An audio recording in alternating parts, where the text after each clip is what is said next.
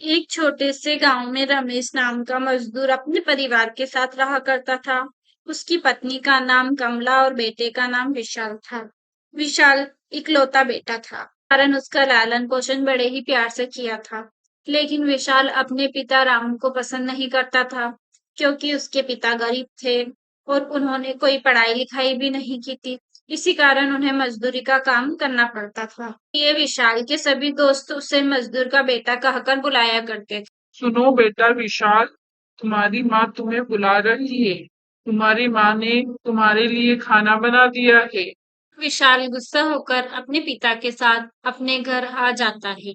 चाची, मैंने आपको कितनी बार मना किया है कि आप मुझे बुलाने के लिए मत आया करो।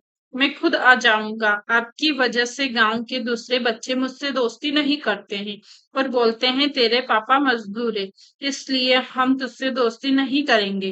बेटा, ये तुम्हारे पिता हैं। इन्हें जो भी काम आता है बेचारे वो कर लेते हैं और इन्हीं की मजदूरी से अपना घर चलता है। चलो अभी ये सब छोड़ो, तुम चलकर खाना खा लो। मैंने तुम्हारी पसंद की सब्जी बनाई है। नहीं माँ, मुझे अब भूख नहीं है। पिताजी की वजह से मुझसे सब दोस्त दूर होते जा रहे हैं। मैं क्या करूँ माँ? आप इनको बोलो कि कुछ काम करे और ये मजदूरी छोड़ दे। दीदी ऐसा नहीं बोलते। अब अंदर जाओ और अंदर जाकर खाना खा लो। थोड़ी ही देर में रात हो जाती है। रामू अपने घर आता है। आ गए आप? हाथ पैर धो लीजिए, मैं आपके लिए खाना लगा देती हूँ। और सुनो जी, अब तक आपने कितने पैसे जमा कर लिए हैं? 5,000 तो हो गए होंगे। नहीं, मैंने 6,000 जमा कर लिए हैं।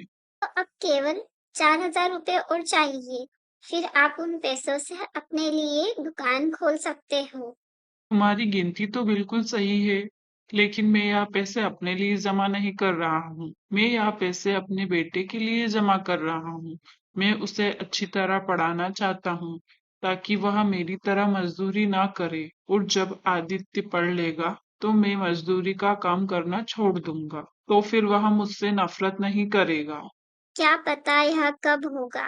अपने पास कुछ न होते हुए भी आपने सपने देखना बंद नहीं किया। पहले आप कोई दुकान खोल लो, फिर बाकी सब अपने आप ठीक हो जाएगा। फिर यह सपने भी पूरे हो जाएंगे और आपके लिए विशाल के मन में जो नफरत है वो भी खत्म हो जाएगी। नहीं कमला, मुझे केवल मेरे बेटे को अच्छे से पढ़ाना है, इसलिए जैसा चल रहा है वैसा चलने दो। हम बस इस पैसे को अपने बच्चे के भविष्य के लिए रखेंगे। लेकिन आपकी मजदूरी करने की वजह से हमारा बेटा आपसे नफरत करता है। इसी वजह से वो आपसे दिन पे दिन दूर होता जा रहा है। अभी वह बच्चा है, उसे क्या पता जब वह बड़ा हो जाएगा तो उसे सब समझ आ जाएगा और वही हमारा ख्याल रखेगा।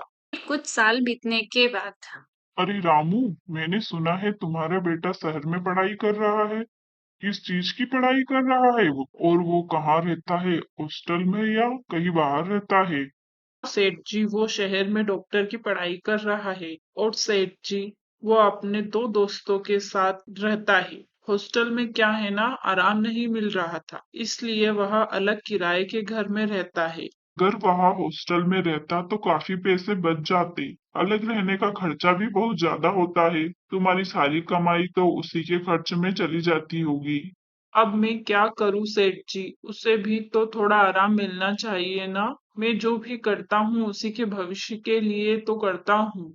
ठीक है, लेकिन तुम्हारी यहाँ पर ज्यादा कमाई नहीं हो रही होगी। तुम एक काम क्यों नहीं करते, तुम मेरे साथ शहर चलो और मेरे लिए काम करो।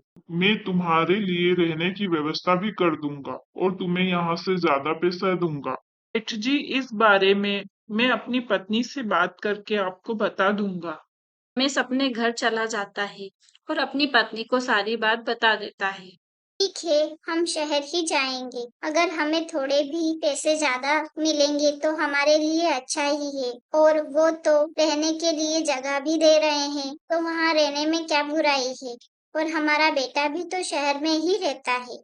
मैंने सोचा था तुम शहर जाने से मना करोगी। अगर तुम हाँ कहती हो तो चलो शहर चलते हैं, मुझे कोई दिक्कत नहीं है। मैं आज ही सेठ जी को बता देता हूँ कि हम शहर आ रहे हैं। अगले दिन वो दोनों शहर में जाकर सेठ के यहाँ काम में लग जाते हैं। फिर कुछ दिन बीतने के बाद हम यहाँ अच्छी जगह में रहते हैं और अच्छा खाते पीते हैं, लेकिन हमारा बेटा सारा काम खुद करता है। उसे खाने को ठीक से मिलता है या नहीं? अगर वह बाहर का खाना खाता होगा तो बीमार हो जाएगा। जी, आप बिल्कुल सही कह रहे हो। क्या पता वह समय से खाना खाता होगा या नहीं। एक बात कहूँ, अगर उसे अपने साथ रहने के लिए बुला ले और अगर वह हमारे साथ रहेगा तो अपने काफी सारे पैसे भी बच जाएंगे। आप कल सुबह ही उसके पास जाना और उसे बोलना कि अब वह हमारे साथ ही रहे। रमेश विशाल को घर लाने के लिए जाता है और विशाल के पता बताए अनुसार उस घर पर पहुंच जाता है। गेट बजाता है तो विशाल का दोस्त अमन आता है। क्या तुम विशाल के दोस्त हो? मैं उसका पिता हूँ, तुम उसे बाहर बुलाओ, उसने मुझे यहीं का पता दिया था। सुनो विशाल, जरा बाहर आओ, तुमसे मिलने के लिए तुम्हारे पिताजी आए। विशाल बाहर आता है। आप यहाँ क्यों आए हो? आपको कैसे पता कि मैं यहाँ हूँ? आप जानते हो ना, आपका मेरे पास आना मुझे बिल्कुल पसंद नहीं है। मुझे पसंद न होने के बावजूद भी आप मेरा पीछा करते हो। क्या मेरी बात सुनो, मुझे यहाँ शहर में नौकरी मिल गई है और हमें यहाँ आए 3 दिन हो गए हैं। तुम्हारी माँ और मैं अब यहीं रहते हैं। सेठ जी ने हमें रहने के लिए बड़ा घर भी दिया है, तो तुम अब हमारे साथ रह सकते हो। मैं बस यही बताने के लिए यहाँ आया था। अच्छा ठीक है, आप मुझे घर का पता दे दो, मैं अभी नहीं आऊंगा, मैं रविवार को वहां आ जाऊंगा। अब आप जाओ यहाँ से। रमेश उसे घर का पता बताकर वहां से चला जाता है। विशाल, तुम अपने पिताजी से ऐसे बात क्यों करते हो? क्या करूं मैं? मेरे पापा मजदूरी का काम करते हैं और मैं नहीं चाहता कि कोई मुझे मजदूर का बेटा कहकर बुलाए। लालत है तुम पर। वो तुम्हारे लिए इतनी मेहनत करते हैं और तुम उनसे ऐसे बात करते हो। तुम्हें शर्म नहीं आती? महीना खत्म होते ही तुम उनसे खर्चा और कॉलेज की फीस के लिए पैसे मांगते हो। समझ नहीं आता। तुम्हें क्या कहूँ मैं? मैंने तुम्हें अब तक इतना अच्छा माना था, लेकिन अब से हमारी दोस्ती खत्म। इसी तुम्हारी मर्जी, मत करो तुम मुझसे बात, लेकिन वो मेरा खुद का पर्सनल मामला है। 2 दिन बीतने के बाद रविवार को विशाल अपने माता पिता से मिलने के लिए जाता है। था ना मैंने, मेरा पीछा मत करना। आप मेरी बात नहीं सुनते। मैंने आपकी वजह से मेरा एक और दोस्त खो दिया। सब मेरा मजाक उड़ाते हैं। तेरा बाप मजदूर है। आज के बाद कभी भी दोबारा वहां मत आ जाना। विशाल, तुम अपने पिता से ऐसे कैसे बात कर रहे हो? क्या तुम पागल हो गए हो? हम दोनों को हर दिन तुम्हारी चिंता लगी रहती है और तुम हो कि यहाँ आकर ऐसे बोल रहे हो। हम तुम्हें यहाँ अपने पास रखना चाहते थे, इसलिए मैंने उन्हें तुम्हें लेने के लिए भेजा था। हाँ तो अब देख लिया ना मुझे, मैं ठीक हूँ। अब आज के बाद पापा को वहां कभी मत भेज देना। हमने तुम्हें यहाँ हमारे साथ रहने के लिए बुलाया है। अगर तुम वहाँ अकेले रहोगे तो हमें और ज्यादा खर्चा करना पड़ेगा। एक बार तो सोचो हमें कितनी मुश्किल होती होगी। तुम हो कि बिना सोचे समझे बोलते ही जा रहे हो। जरा थोड़ा हमारे बारे में भी तो सोचो। मैं यहाँ नहीं रह सकता। मेरा कॉलेज यहाँ से बहुत दूर है और अब वैसे भी कुछ महीने की ही बात है और फिर मेरी पढ़ाई पूरी खत्म हो जाएगी। न बोलकर विशाल वहां से चला जाता है। फिर कुछ महीनों बाद उसकी एक अस्पताल में नौकरी लग जाती है। ऐसे ही कुछ साल बीतने के बाद मेरी बात सुनो। अरे विशाल की नौकरी लगे पूरे 6 साल हो गए हैं। वो कोई खत भी नहीं लिख रहा है और यहाँ आ भी नहीं रहा है। क्या पता वो कहाँ है, कैसा है और क्या खा रहा होगा। हम उसके पास जाना चाहे भी तो कैसे जाएं?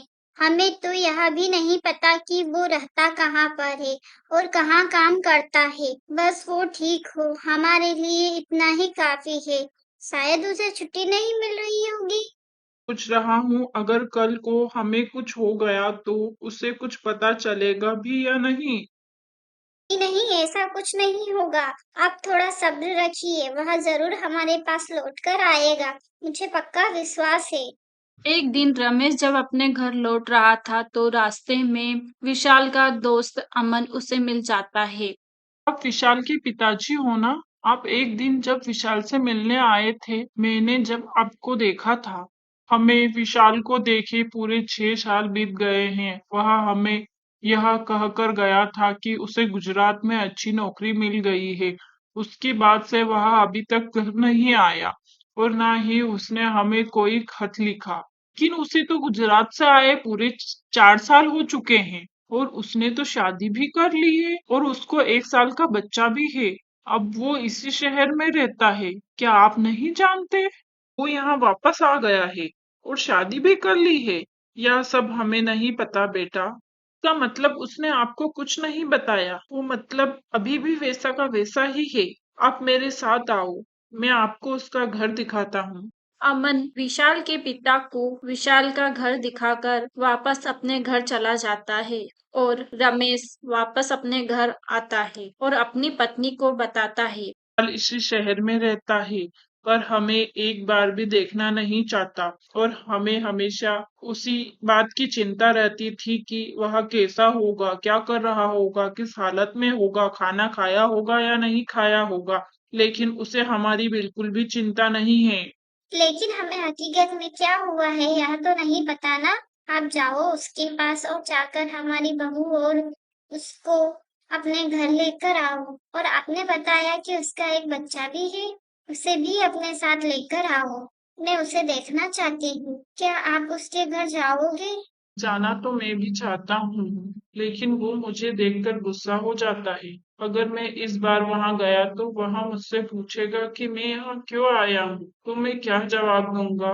अरे वह पहले छोटा था, अब उसने शादी भी कर ली। क्या पता वह बदल चुका हो। आप जाइए और उसे यहाँ लेकर आइए और अब देख लेना वो ऐसा कुछ नहीं करेगा जिससे आपको बुरा लगे। मेरी बात मानो, उठ जाओ, उसे यहाँ लेकर आओ। चलो तुम कहती हो तो चला जाता हूँ लेकिन इस बार अगर उसने मुझे कुछ बुरा भला कहा तो मैं कभी दोबारा उसके यहाँ नहीं जाऊंगा। ऐसा बोलकर रमेश विशाल के घर चला जाता है। का दरवाजा बजाता है, तभी विशाल घर के बाहर आता है। कैसे हो बेटा तुम? तुम्हें देखे कितने साल बीत गए। तुम्हारी माँ तुम्हें देखना चाहती है।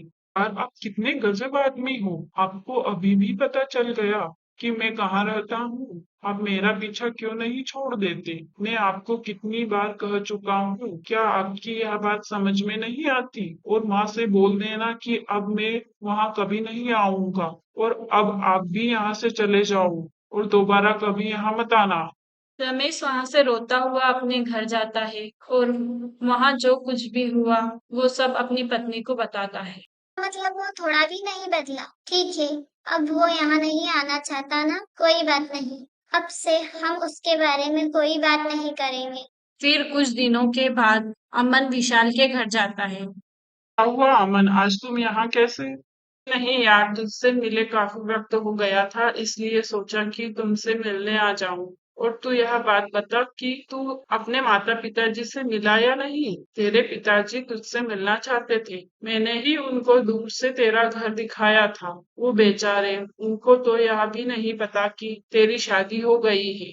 मैं उनसे कभी नहीं मिलना चाहता। मुझे बचपन से ही पिता पसंद नहीं है। तब तू वैसा का वैसा ही है और मुझे नहीं लगता कि तू अपने घर वालों से कोई मतलब भी रखना चाहता है। अरे तेरे पिताजी मजदूर है, वो उनकी गलती नहीं है।